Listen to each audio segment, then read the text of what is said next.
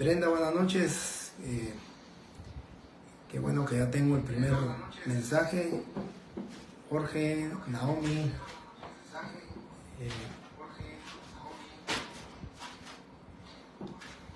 Muy bien. Evelyn, Stephanie, Giovanna, Mercedes. Muchas gracias, compañeros, por estar ya conectados en nuestra clase.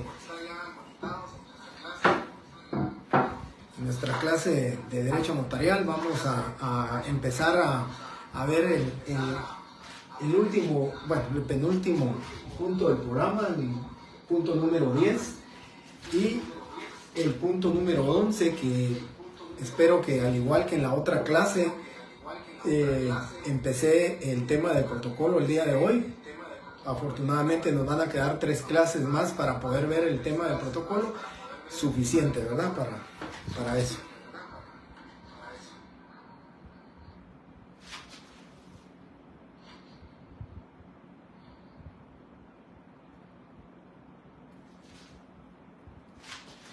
Bien, quiero comentarles, compañeros,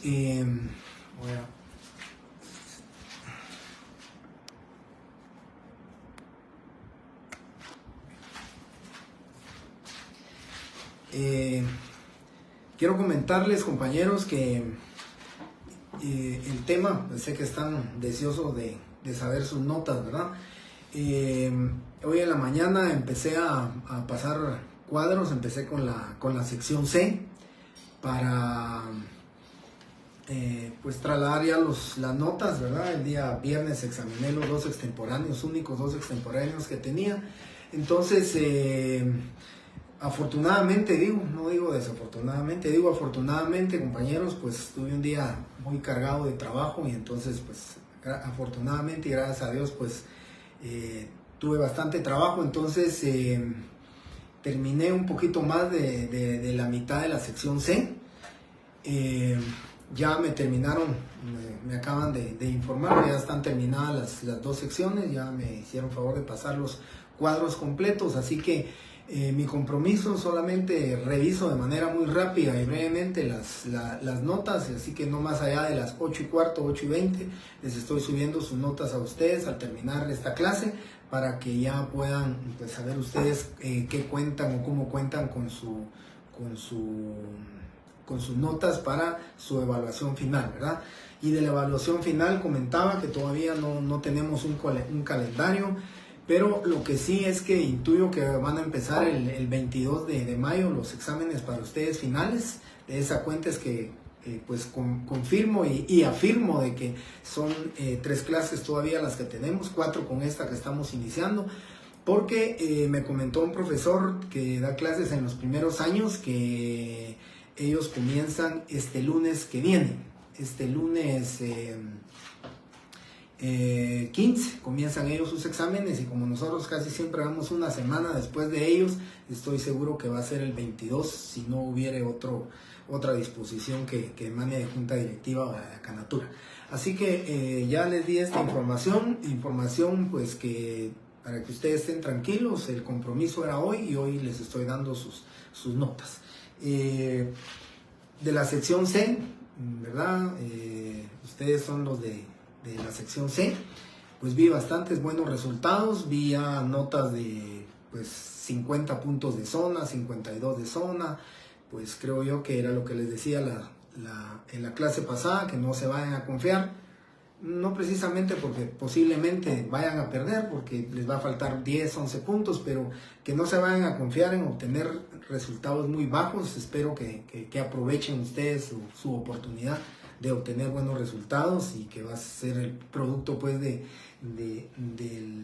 espero, ¿verdad?, que sea así, que estén trabajando de manera individual, que estén trabajando a conciencia, que estén trabajando con honestidad ustedes mismos, porque de verdad que pues los que tienen que saber, los que tienen que estudiar, los que tienen que sacar su nota y de ser reflejo de lo que han estudiado y de lo que se han sacrificado, pues deben de ser ustedes, ¿verdad, compañeros? Son ustedes los que deben de tener ese compromiso para con ustedes mismos, porque pues yo sé, compañeros, que me cuentan a mí de que pues a veces lo hacen por grupo, a veces se llaman por teléfono, a veces tienen ayuda, a veces tienen pues la facilidad de poder confirmar si están bien las respuestas o no. Pero, en fin, ese es un tema que queda para ustedes. Yo lo que estoy satisfecho, contento, espero que este semestre que terminemos y cuando me despida a ustedes de este semestre, pues por lo menos que en un 50% ya haya empezado yo a ustedes a motivarles para que les guste el tema del ejercicio del derecho notarial. Bien, voy a comenzar entonces, compañeros, con este tema de la eficacia jurídica del instrumento público. El día viernes de la semana pasada, pues inicié muy brevemente hablando del valor formal y el valor probatorio del instrumento público. Y aquí vamos a hablar de la eficacia jurídica del instrumento público y sus 4 formas. Este tema tiene las 4 formas de impugnar, o sea, los medios de impugnar los instrumentos públicos. ¿Cómo vamos a impugnar a los instrumentos públicos? Las 4 formas de impugnación tenemos la nulidad de forma, la nulidad de fondo, falsedad material y la falsedad ideológica. Estas son las 4 formas de impugnación que vamos a explicar o que vamos a comentar esta noche. En el tema de la nulidad de forma, que decía yo en la otra clase y siempre lo he comentado, es la nulidad que a nosotros más nos debe de preocupar, que más nos debe de interesar a nosotros. Wilson, perdone Wilson, siempre sé que usted es el que me pide un espacio. Le doy 5 segundos para que, 5 o 10 segundos para que pueda tomar usted la foto. Sí me recuerdo de su nombre, pero no recordaba en qué sección está, pero ahora ya sé que es en la sección C donde está y le daré los 5 minutos para que le tome la foto. Decía entonces, compañeros, de la eficacia jurídica del instrumento, cuando estamos hablando de la nulidad de forma, la que más nos interesa, la que más nos debe preocupar, porque es el cumplimiento de las formalidades y solemnidades en los instrumentos públicos. ¿Cómo debemos de cumplir con las formalidades y las solemnidades del instrumento público? ¿Quién más sino el notario? Cuando faccione un instrumento público, él debe de ser el conocedor, él debe de ser el que sabe cuáles son los requisitos, tanto esenciales, tanto generales, tanto no esenciales del instrumento público, para que el cumplimiento de estas formalidades, ¿verdad?, o el incumplimiento de las mismas no vayan a ser atacados por nulidad del instrumento público, que en este caso sería la nulidad de forma, o bien que nosotros estemos expuestos como notarios a una sanción pecuniaria, a una sanción económica por la omisión de requisitos no esenciales. El artículo 31 del Código Notariado taxativa y expresamente nos enuncia cuáles son los requisitos esenciales del instrumento público. Cuáles son los requisitos esenciales, los que como resultado de la omisión de los mismos va a dar la nulidad de forma del instrumento público. Pero luego dice también que la omisión de requisitos no esenciales dará como resultado la multa de 5 a 50 quetzales según el caso por esa omisión de requisitos no esenciales. Tenemos entonces requisitos generales que están contenidos en el artículo 29 del numeral 1 al numeral 12. Ahí tenemos todos los requisitos generales del instrumento público. Y luego tenemos que hacer la separación o la división de los requisitos esenciales del instrumento público y los requisitos no esenciales del instrumento público. Afortunadamente, el artículo 31 del Código Notariado nos dice y nos enuncia así expresamente cuáles son los requisitos esenciales del instrumento. Cuál es la omisión de estos nos da la nulidad de forma del instrumento público. Y veamos entonces, porque tenemos la facilidad de poderle dar lectura al artículo 31, y ahí determinamos cuáles son los requisitos esenciales, cuáles son esos requisitos que no debemos de omitir, porque daría como resultado la nulidad de forma. Entonces, el artículo 31 dice: son formalidades o requisitos esenciales de los instrumentos públicos. 1.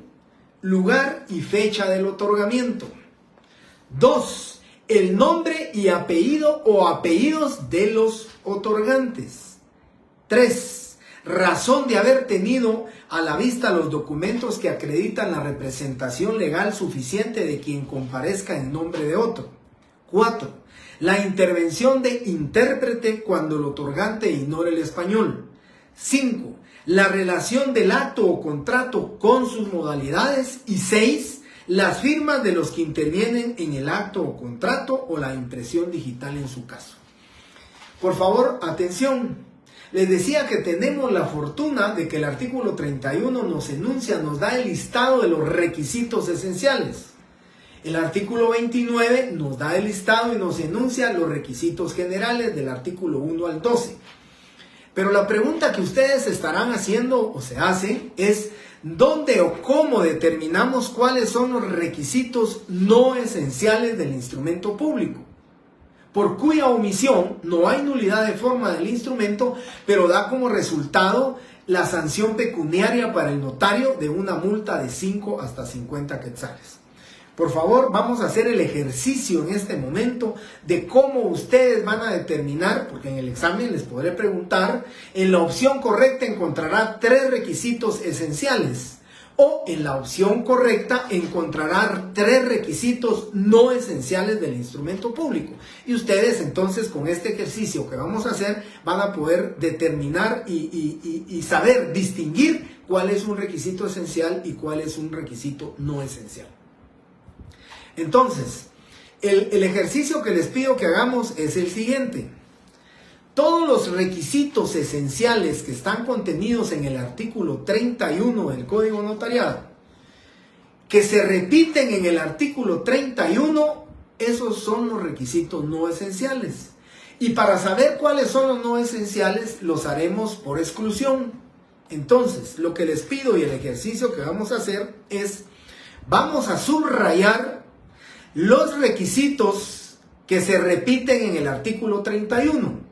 De tal manera que cuando terminemos o dejemos de subrayar, todos aquellos requisitos que no hayamos subrayado, se le van a denominar requisitos no esenciales. Y me explico ahorita.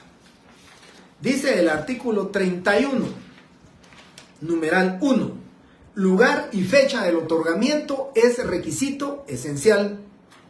Entonces les pido que en su numeral 1 del artículo 29 subrayen con lápiz, con fluorescente, bueno, subrayen lugar, día, mes y año del otorgamiento. Aquí viene el primer ejemplo. Les quedó sin subrayar número del instrumento, porque el número no es requisito esencial. Entonces, si no está subrayado, por exclusión ustedes ya saben que el número no es requisito esencial. Si en el examen les preguntara en falso y verdadero, ¿sí? El número es un requisito esencial de los instrumentos públicos de conformidad con el artículo 29 del Código Notariado. ¿Falso o verdadero? Como dije, ese requisito esencial debe de ser falsa la respuesta, ¿verdad? Es falso, porque el número no es requisito esencial. Les quedó sin subrayar. Numeral 1, sin subrayar la palabra número. El número de orden. Numeral 2, nos vamos al artículo 31 y vamos a ver, dice, el nombre y apellido o apellidos de los otorgantes. Subrayamos entonces en el numeral 2 del artículo 29 los nombres, apellidos. Nombres, coma, apellidos. Hasta ahí subrayamos. Les va a quedar sin subrayar edad, estado civil, nacionalidad, profesión, ocupación y oficio y domicilio. Esos datos individualizantes quedan sin subrayar porque son requisitos no esenciales. El esencial en el numeral 2 única y exclusivamente son los nombres y los apellidos de los otorgantes. Luego, dejamos sin subrayar el artículo 3. Dejamos sin subrayar, el numeral 3. Y dejamos sin subrayar el numeral 4. Nos vamos al numeral 5. Cotejamos con lo que dice el artículo 31 y el numeral 3 dice razón de haber tenido a la vista los documentos. El numeral 5 dice razón de haber tenido a la vista los documentos. Por consiguiente, todo el numeral 5 les pido por favor que lo subrayen. Todo el numeral 5 es un requisito esencial del instrumento público. Nos vamos al numeral 4 del artículo 31. La intervención de intérprete cuando el otorgante ignore el español. Entonces, subrayamos todo el numeral 6 del artículo, todo el numeral 6 del artículo 29 del Código Notariado.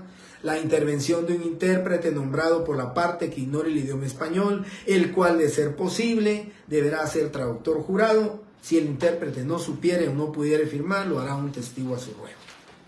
Subrayamos numeral 6, artículo 29. Luego, numeral 5. La relación del acto o contrato con sus modalidades. Nos vamos al numeral 7 del artículo 29. La relación fiel, concisa y clara del acto o contrato. Lo vamos a subrayar todo el numeral 7. Y por final, y por consiguiente, seguimos. Numeral 8, numeral 9, numeral 10 y numeral 11 quedan sin subrayar. No lo subrayamos.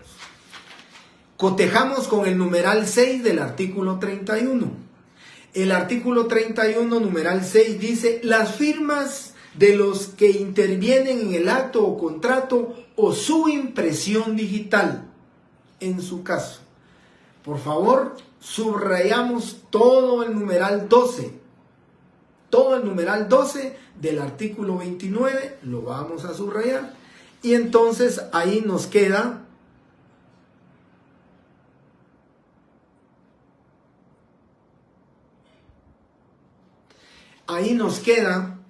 subrayado del numeral 1, lugar, día, mes y año del otorgamiento.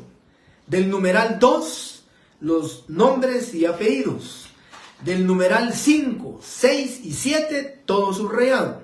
Y del numeral 12, todo subrayado. Si cotejamos para determinar cuáles son los no esenciales, nos quedó sin subrayar el número. Nos quedó sin subrayar en el numeral 2, edad, estado civil, profesión, oficio, comercio y domicilio. Numeral 3 sin subrayar, numeral 4 sin subrayar, numeral 8, 9, 10 y 11 sin subrayar, y todos esos son los requisitos no esenciales del instrumento, cuya omisión multa de 5 a 50 quetzales, artículo 33. La omisión de las formalidades no esenciales hace que incurra el notario en una multa de 5 a 50 quetzales, según sea el caso. Omisión de requisitos esenciales del instrumento. La omisión de las formalidades esenciales de los instrumentos públicos da acción a la parte interesada para demandar su nulidad, siempre que se ejercite dentro del término de 4 años contados desde la fecha de su otorgamiento. Bien, compañeros, aquí, y espero que les haya quedado claro este tema, porque en el examen, vuelvo a repetir, les voy a preguntar. Y les digo, les voy a preguntar porque en una de las variantes va a venir, ¿sí? Ya sea como falso y verdadero o como selección múltiple, pero en la selección múltiple, en la opción correcta encontrará 2 requisitos no esenciales o encontrará 3 requisitos esenciales del instrumento público, y ustedes tendrán que ir a la búsqueda en la respuesta correcta, pues que se encuentren los 3 requisitos, ya sean esenciales o no esenciales del instrumento público. Ese es el tema entonces de la nulidad de forma, ¿verdad? La nulidad de forma la vamos a atacar, vamos a impugnar el instrumento público porque el notario omitió requisitos esenciales o requisitos no esenciales dentro del mismo, y queremos de alguna manera pues impugnar ese instrumento público por la omisión de formalidades. Imagínense una formalidad pues importante, ¿verdad? Muy importante. Omitimos hacer constar de que tuve a la vista los documentos con los cuales se acreditó la representación legal. Omitimos eso, compañeros, pues por consiguiente, ¿verdad? Entonces va a dar lugar a la impugnación del instrumento público a través de la nulidad de forma. Omitimos requisitos esenciales, lo que dice el artículo 32.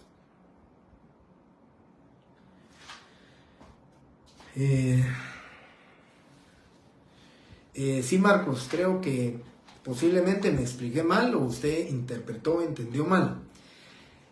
Sea los subrayados son requisitos esenciales del instrumento público. Lo que no quedó subrayado o lo que no subrayamos se le denominan requisitos no esenciales del instrumento. ¿Cómo sabemos la existencia de esenciales y no esenciales? Los esenciales, la omisión de los mismos, dice el artículo 32, da como resultado la omisión de los requisitos esenciales, da como resultado la nulidad de forma, ¿sí? De forma.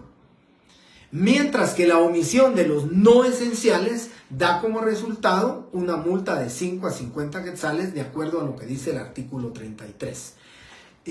Yo en mi código notariado, por supuesto, tiene ya muchos años mi código notariado, pero siempre lo tengo aquí. Si ustedes se dan cuenta, aquí tengo lo que miran en amarillo, lo tengo subrayado, lo que les comentaba a ustedes. Lo que no está subrayado es, o le denominamos nosotros, requisitos no esenciales del instrumento público. Lo que subrayaron le denominamos requisitos esenciales del instrumento público. Si yo les dijera, miren, la edad y el estado civil de la persona la omitió el notario, ¿podemos impugnar de nulidad de forma ese instrumento por esa omisión? No, porque esa omisión es de requisitos no esenciales. Lo que van a hacer es ponerle una multa al notario. Ahora, omitimos la comparecencia de un traductor jurado porque la persona que está una de las personas que está compareciendo no sabe el idioma español y lo omitimos. Ese es un requisito esencial. Eso sí da lugar a la impugnación de la nulidad, por medio de la nulidad de forma del instrumento público. Esa es la diferencia que queda. Así que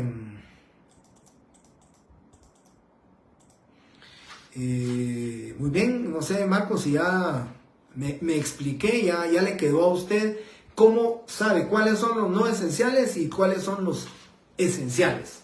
Porque eso es lo que me interesa a mí, ¿verdad? Y no solamente por su examen, porque les va a servir, de aquí en adelante les va a servir para el notariado 2, notariado 3 y notariado 4. Los requisitos esenciales y los no esenciales los deben de manejar ustedes muy bien. Los deben de saber distinguir y saber diferenciar.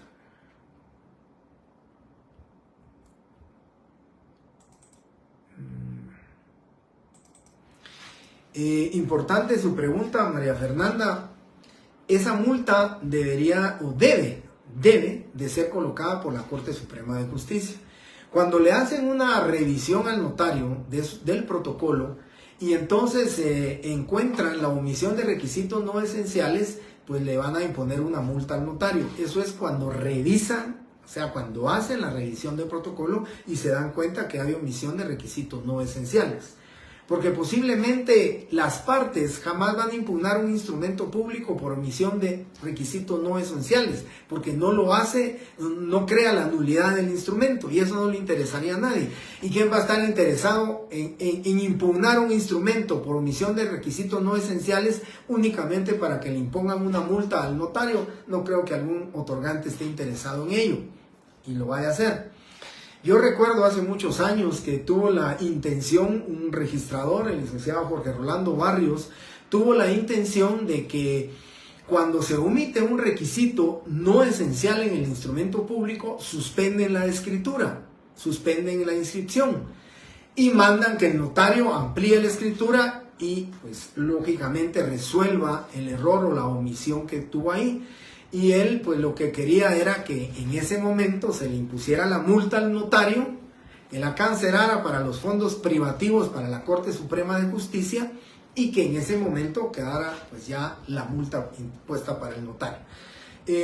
Yo creo que hubo muchas pláticas con la Corte Suprema de Justicia, también con el registro de la propiedad, pero creo que nunca llegaron a un entendido, porque también el registro de la propiedad sabía que tenía que poner un trabajador de él para el tema del pago de las multas, y creo que ese fue un poco el desacuerdo entre la Corte y el registro, quién iba a pagar administrativamente esos gastos, a quién le convenía más, y al final de cuentas pues nunca se logró. Así que la única forma en que le van a poner una multa al notario por omisión de requisitos no esenciales es cuando le hagan la revisión.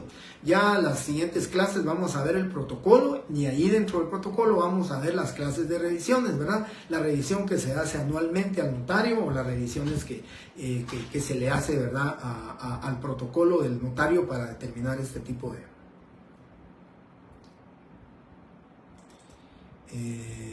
muy bien.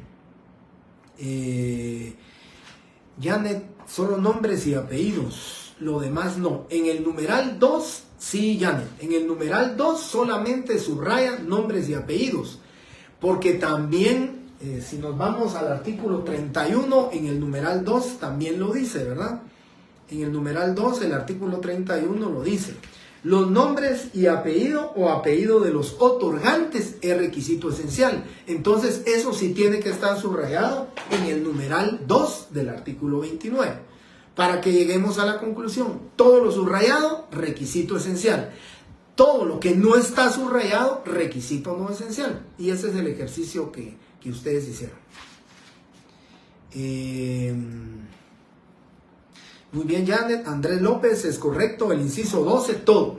Todo porque el numeral 6 del artículo 31 dice la firma de todos los que intervienen en el acto o contrato o la impresión digital. Y el numeral 12 del artículo 29 da el tratamiento formal de qué es lo que usted debe hacer cuando alguien no sabe, cuando alguien no puede firmar, qué testigo debe de comparecer. Por eso debemos de subrayar todo el numeral 12 del artículo 29. Muy bien, esto preguntó Andrés, María Fernanda, copiado, muy bien. Guille Polanco, nulidad de forma es artículo 32, correcto.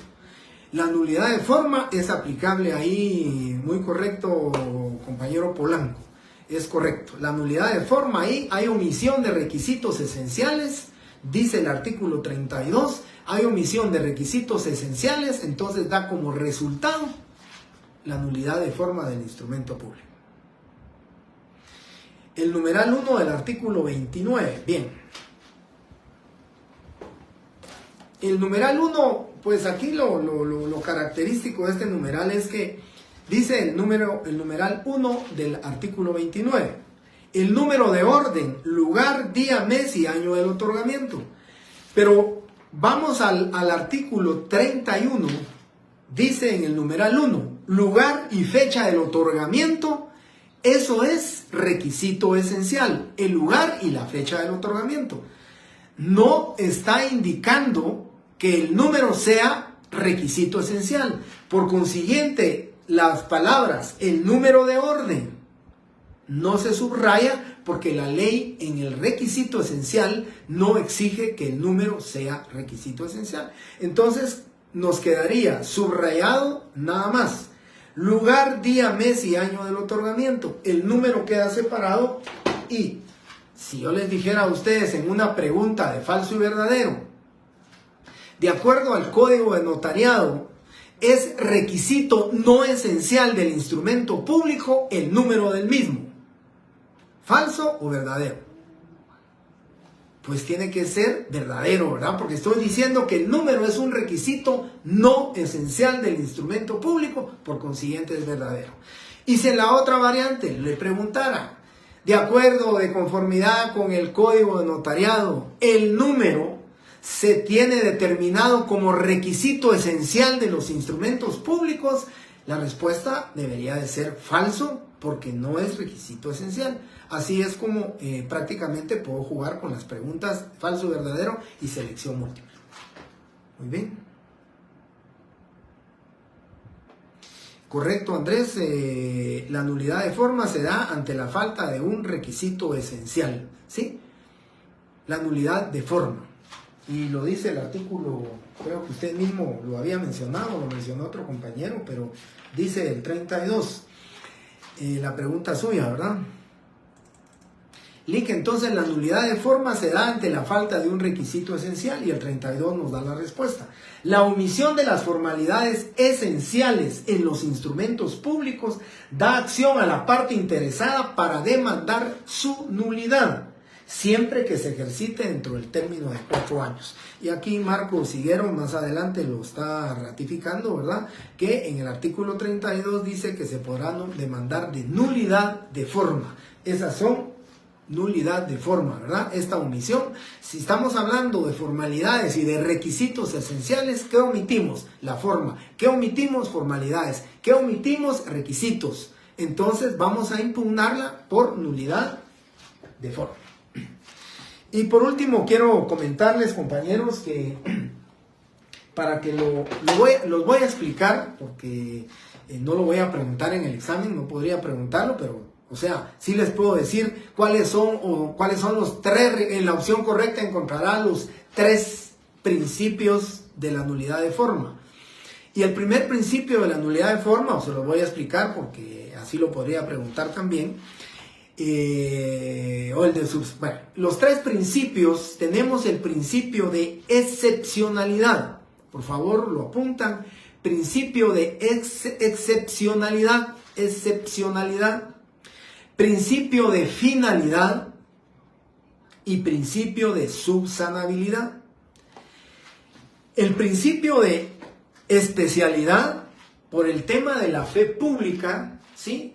Solo los actos contemplados en la ley pueden ser atacados por nulidad de forma. Solo lo determinado por la ley puede dar como resultado la impugnación por la nulidad de forma, ¿sí?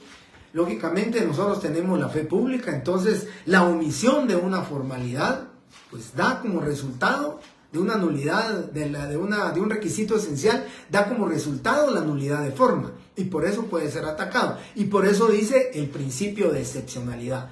No podemos crear figuras de nulidades notariales que se nos ocurran, simplemente lo que la ley establece, lo que la ley dice, y por eso se establece ese principio de excepcionalidad, ¿sí? Por nuestra fe pública que tenemos, simplemente solo los actos o casos contemplados en la ley pueden ser atacados por nulidad de forma. Luego tenemos el principio de finalidad. El principio de finalidad es que pues dice este principio que la formalidad no debe ir por encima de la finalidad del instrumento público. ¿Cuál es la finalidad del instrumento público?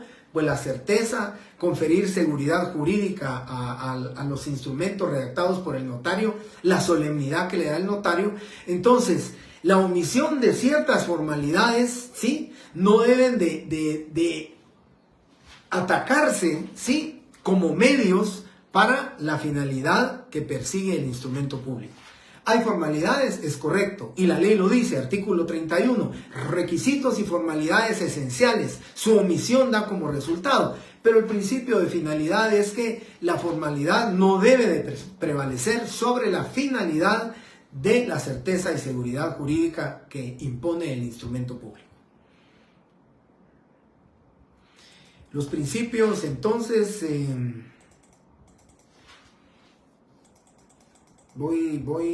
Marcos ya le había contestado. Álvaro Robles dice la esencial da nulidad y la no esencial es una multa. Es correcto lo que usted está diciendo, compañero Álvaro, así es. Andrés, la falta de requisitos no esenciales solo da lugar a una multa. Es correcto, artículo 33, y no lo podemos impugnar por nulidad de forma, ¿verdad?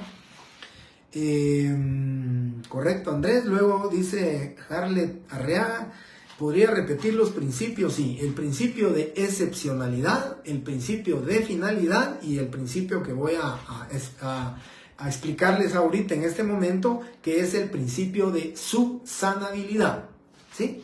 El último es el principio de subsanabilidad, excepcionabilidad, finalidad y subsanabilidad. ¿Qué dice el principio de subsanabilidad para la impugnación de forma? Cuando vamos a impugnar de forma, ¿qué dice ese principio de subsanabilidad? La nulidad de forma la podemos subsanar. ¿Se recuerdan ustedes que el artículo 77, numeral 1, literal E, dice aquellas escrituras de ampliación, sí, que tengan como fin únicamente enmendar errores de forma? Lo dice de forma. Entonces, el principio de subsanabilidad es que si es cualquier error, omisión que pueda ser subsanada con la ratificación y con la comparecencia de los otorgantes, podemos subsanar el error de forma. Si no hicimos comparecer, por ejemplo, a un traductor jurado, pues hacemos comparecer nuevamente a los dos otorgantes de la escritura, enmendamos y subsanamos el error haciendo comparecer al traductor, haciendo constar que todo el contenido de la escritura pública que se amplía, ¿sí?, ha sido leído y ha sido traducido al idioma español al señor tal y tal y tal. Y con eso se tiene por ampliada la escritura y por enmendado la omisión que se tiene. Ese es el principio de subsanabilidad. Lo que no va a suceder cuando veamos aquí, lo vuelvo a repetir, cuando veamos esto, la nulidad de fondo no, ¿verdad? No es subsanable. La nulidad de forma es subsanable por sus tres principios. El principio de la excepcionalidad, el principio de la finalidad y el principio de la subsanabilidad. Esos son los tres principios que informan a la nulidad de forma.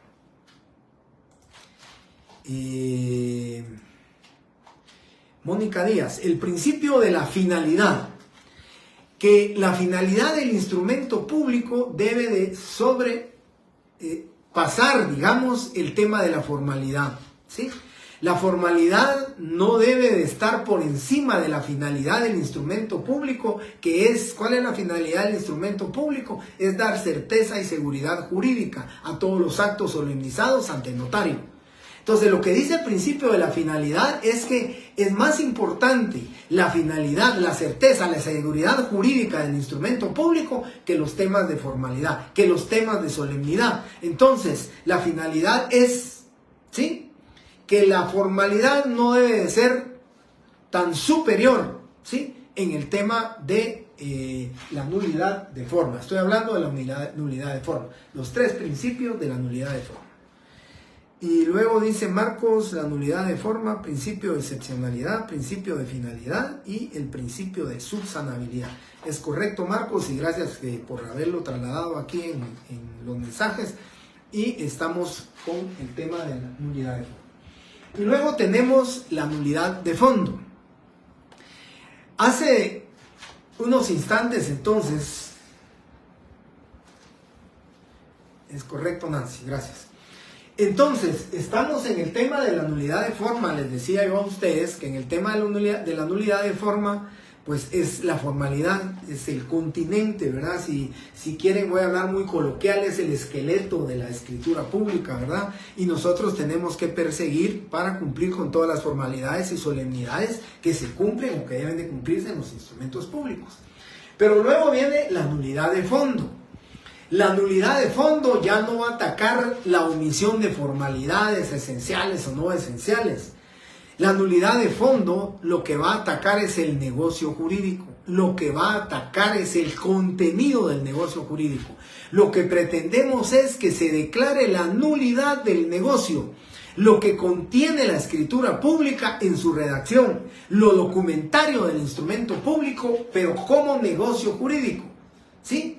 Lo que vamos a atacar es el fondo, es el negocio jurídico. Lo que pretendemos es correcto, que la escritura pública llenó todas sus formalidades, que la escritura pública cumplió con todos los requisitos del numeral 1 al numeral 12 del artículo 29, es correcto. Pero lo que vamos a atacar no es la omisión de requisitos esenciales o no esenciales. Lo que vamos a atacar es precisamente el negocio jurídico.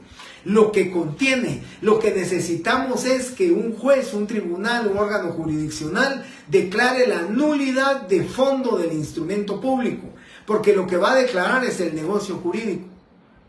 Es posible que jamás se vaya a declarar la nulidad formal del instrumento o de la forma, porque cumplió con todos sus requisitos, pero el negocio jurídico en sí va a ser atacado de nulidad de fondo. Y para ello tenemos que cumplir con la observancia, ¿verdad?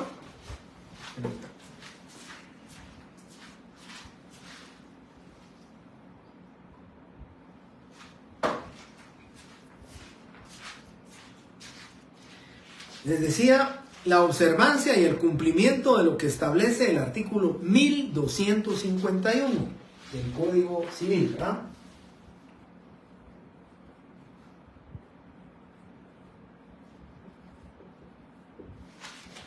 Bien, Código Civil 1251 y 1301. Vean, dice, el negocio jurídico, 1251, es este. El negocio jurídico requiere para su validez capacidad legal del sujeto que declara su voluntad, con consentimiento que no adolezca de vicio y que el objeto sea lícito. Esos son, digamos, los tres elementos por los cuales se va a atacar de nulidad de fondo el instrumento público. No hay capacidad legal de las partes, ataquémosla, ¿verdad? Y hay la nulidad, ¿verdad? Imagínense que un menor de edad, siendo propietario de un inmueble, comparezca ante un notario. El notario cumple con todas sus formalidades y requisitos, ¿verdad? Pero en el negocio jurídico comparece el menor de edad quien no tiene, ¿sí?, capacidad de ejercicio, solo su capacidad de goce, y otorga la compraventa del inmueble. Aquí estamos hablando de una nulidad de fondo absoluta, ¿verdad? El menor de edad no puede comparecer y sin embargo lo hicieron comparecer, y entonces dice capacidad legal, y ahí no hay capacidad legal. Ese es el tema que vamos a atacar nosotros en la nulidad de fondo. Nos interesa mucho la nulidad de fondo, por supuesto. Nosotros los notarios conocemos, ¿verdad? No podríamos, digamos, omitir requisitos, ¿sí?, contenidos o necesarios de la validez del negocio jurídico si nosotros, como conocedores de la ley, pues lo omitimos, ¿verdad? Un menor de edad que venda un inmueble, aún siendo representado en ejercicio de la patria potestad por el padre, pero que esté vendiendo un inmueble y que no tenga el consentimiento judicial para la venta de ese bien inmueble, porque el padre no puede disponer de los bienes del menor, por consiguiente puede ser atacado de nulidad de fondo, ¿sí? De nulidad de fondo. Capacidad legal o capacidad. Que el objeto sea lícito, dice, y el consentimiento que no adolezca de vicios. Ese es en el tema de la nulidad de fondo. Y luego también el artículo 1301, que ya lo platicamos, o ya lo mejor dicho, ya lo escribí aquí, dice, hay nulidad absoluta en un negocio jurídico cuando su objeto sea contrario al orden público o contrario a leyes prohibitivas expresas y por la ausencia y no concurrencia de los requisitos esenciales para su existencia. Ese es el tema de la nulidad. Cuando yo les hablaba a ustedes, el padre vendió el inmueble sin la autorización judicial, entonces lo dice, por la ausencia o no concurrencia de los requisitos esenciales o contrario a leyes prohibitivas expresas, entonces definitivamente hay nulidad y va a ser atacada por la nulidad de fondo.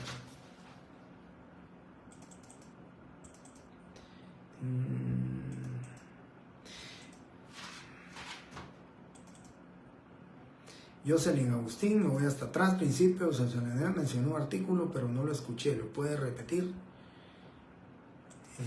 La subsanabilidad, no recuerdo que haya... mencioné el artículo 77, numeral 1, literal E. Artículo 77, numeral 1, literal E, que dice que el notario podrá otorgar las escrituras de ampliación que tengan como objeto único enmendar errores de forma. Por eso dice, se puede subsanar, y ese es el artículo a que me refería yo, Jocelyn. Luego Valerie dice que qué sucede si pasan 4 años para demandar la nulidad. Si ya transcurrieron los 4 años, pues ustedes creo que ya están viendo el tema en procesal civil, pues prescribió para la persona, ¿verdad? Prescribió el derecho de accionar en contra de esto, y prácticamente si lo iniciara, pues por extemporáneo, ¿verdad? O por falta del cumplimiento de este tema, pues podrían plantearse las excepciones correspondientes o pues cualquier otra defensa procesal que se pueda obtener. Pero si ya transcurrieron los 4 años, si lo dice la ley claramente, ¿verdad? Deberá, dice, plantearse la nulidad dentro de los 4 años. Si ya no se plantea, pues prácticamente le prescribió toda acción y todo accionar y todo derecho que le corresponde a esta persona para iniciar el tema de la nulidad de forma. Y luego el compañero Polanco, creo que ya el artículo que leí fue el 1251 del Código Civil. También leí el 1301 del Código Civil, que se relaciona al tema de la nulidad de fondo, ¿verdad? Aquí estamos hablando entonces de la nulidad de fondo. ¿Cuál es la diferencia? Aquí atacamos las formalidades del instrumento público, omisión de formalidades. Aquí atacamos el fondo, atacamos el negocio jurídico con base en el 1251 y el 1301 del Código Civil. Bien. Y luego vamos a platicar, y nos va a dar tiempo de platicar, lo que es la falsedad material y la falsedad ideológica. En el artículo 321 tenemos la falsedad material y en el 322 tenemos la falsedad ideológica. Leamos el artículo 321, solo para hacerles un recordatorio.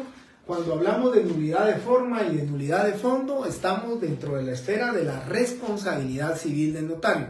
Recordarán ustedes los elementos que se dan o son necesarios para que concurra la responsabilidad civil, y es precisamente eso, ¿verdad? Por acción o omisión del notario, que se cause un perjuicio. Estamos hablando de un perjuicio, entonces nulidad de forma y nulidad de fondo, estamos hablando dentro de la esfera del derecho civil, dentro de lo que es la responsabilidad civil.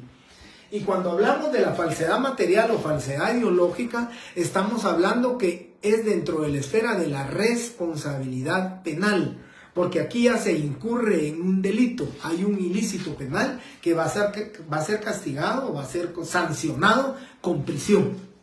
Tenemos dos clases de falsedad entonces. La falsedad material, dice artículo 321.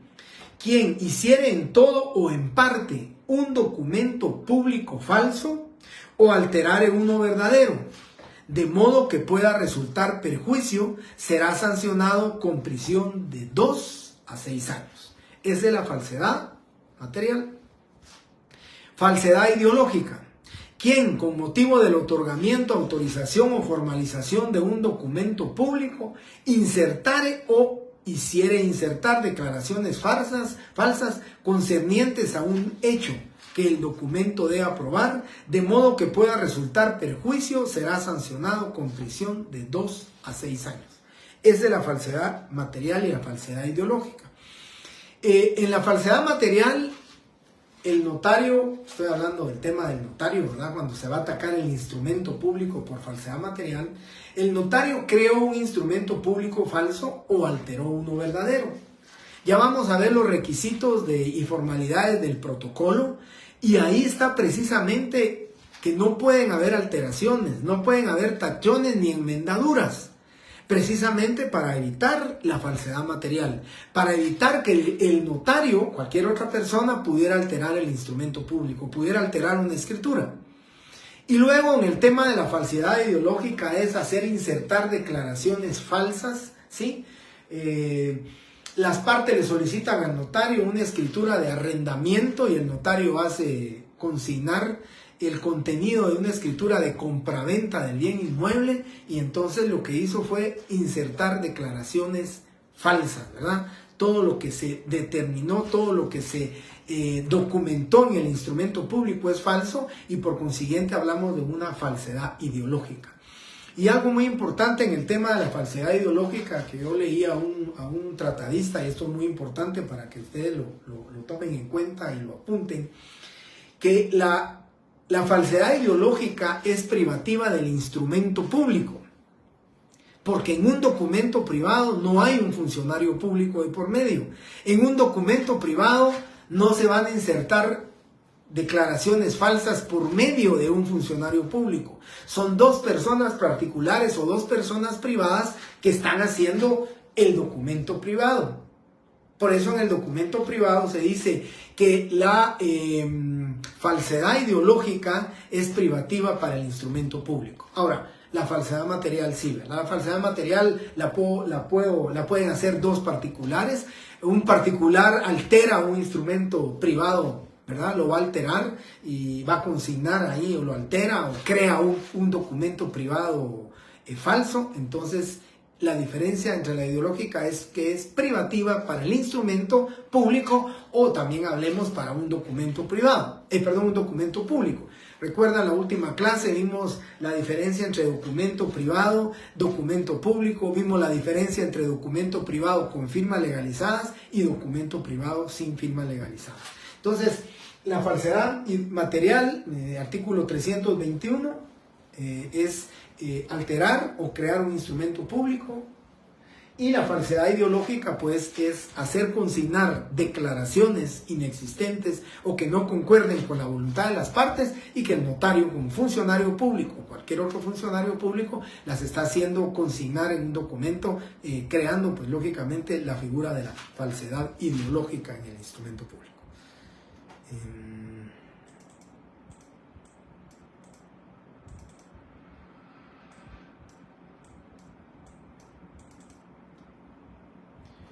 Bien, 322, 321, 322. Bien, todos, muchas gracias por ustedes, pues apoyan ahí también a sus compañeros. 321, 322. Y se los voy a poner.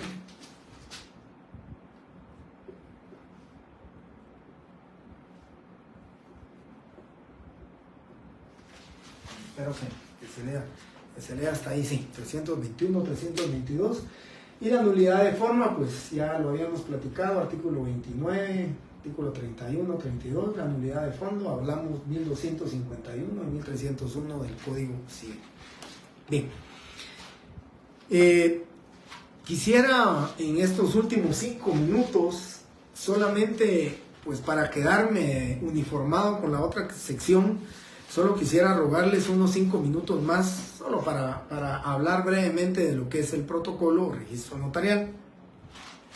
Decía, bueno, creo que ahora sí ya voy a poder borrar esto.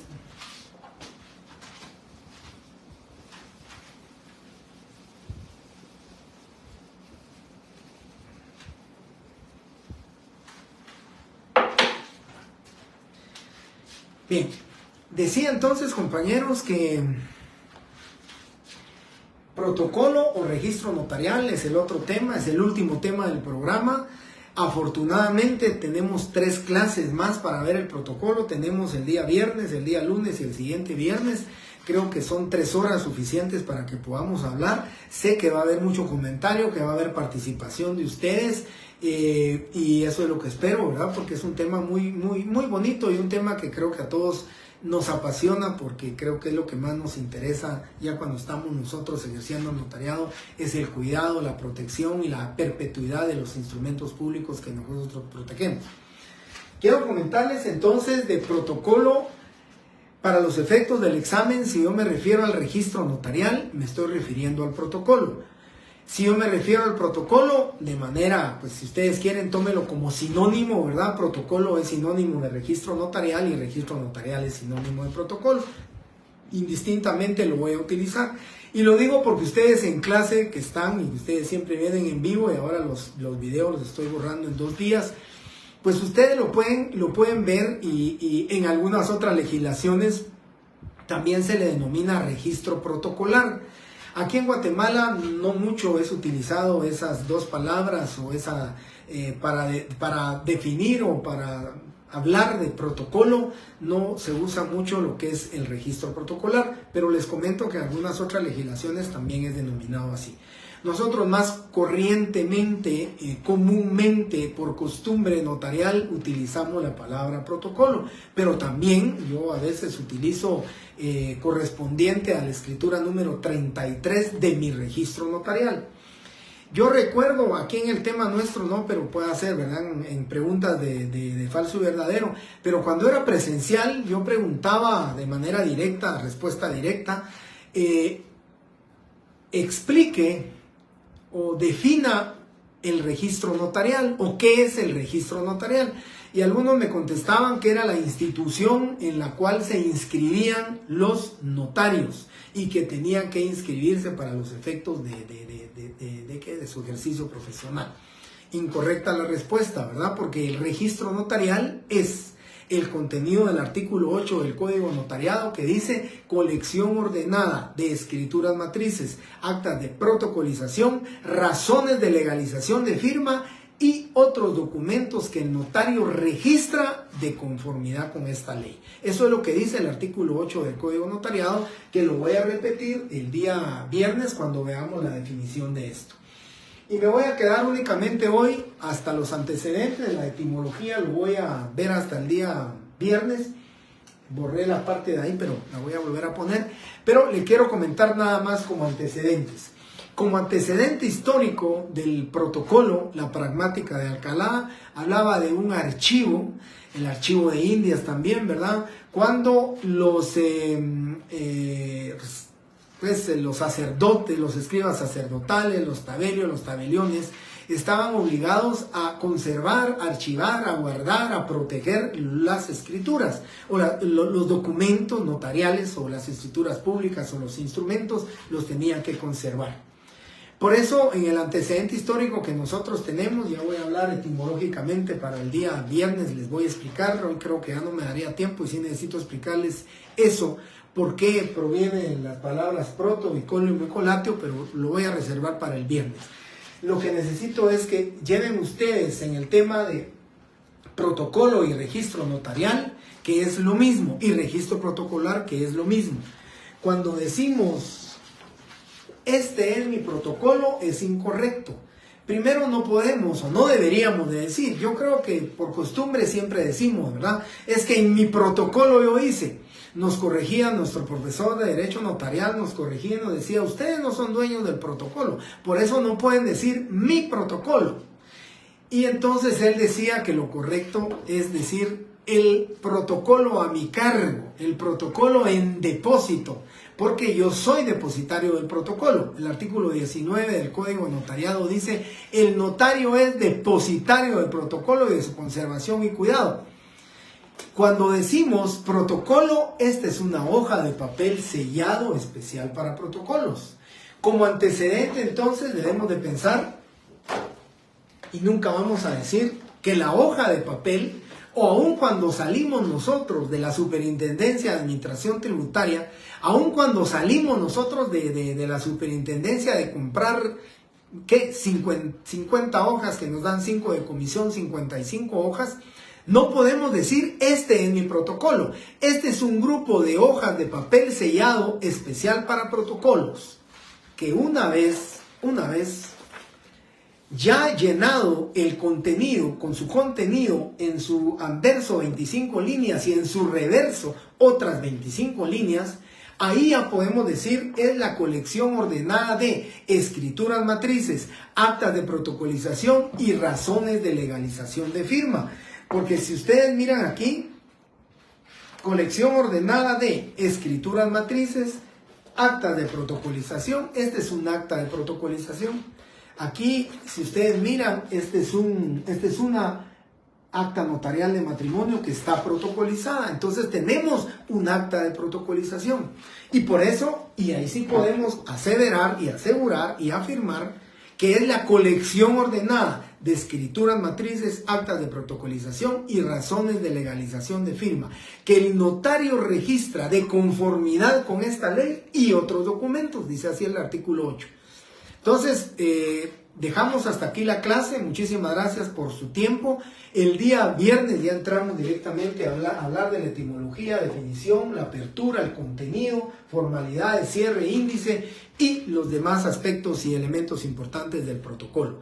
Les rogaría, si les es posible, les rogaría que leyeran del artículo 13 del Código Notariado, del 13 hasta el 28. Del 13 al 28, que le dieran una leidita para que lógicamente el día viernes ya no estemos tan distanciados de la plática que vamos a hablar sobre el protocolo.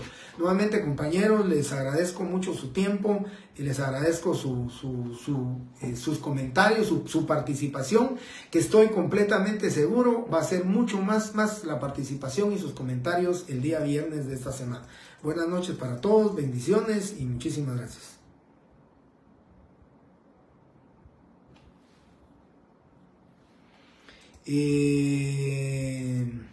Solo quisiera contestarle, para no dejarlo aquí en el tintero, esto a María Fernanda Valdés. ¿Habrá algún notario que nunca entregó el protocolo? Puede ser que sí, compañera. Puede ser que sí, hayan notarios que nunca cumplieron con la entrega del protocolo. La ley dice que cuando el notario fallece deben de ser los albaceas o cualquier persona, ¿verdad? O familiar que tenga en su poder debe entregarlo. Pero puede ser, ¿verdad, compañeros? Que los familiares nunca supieron de cuáles eran el ejercicio de la función notarial, que el notario no haya cartulado mucho, tal vez unos 3 años. Después dejó de cartular, sus 3 tomos se perdieron, no se sabe dónde están, no hay forma de que los entreguen y por supuesto que puede hacer. Y si no entregó testimonios especiales, porque el problema, bueno, la solución al problema es que si entregó testimonios especiales, más no el testimonio, más no el protocolo como protocolo, como colección de instrumentos, pues si está el testimonio, de ahí le pueden dar una copia. Pero si no está ni el protocolo, ni tampoco los testimonios, pues sería, como dice, ya lo vamos a ver también, cómo se repone el protocolo, pues de alguna forma ir en búsqueda de la forma en que se pueda reponer el protocolo. Ajá. Bien, muchas gracias nuevamente, compañeros, nuevamente bendiciones para todos, nos miramos el día viernes, primeramente Dios.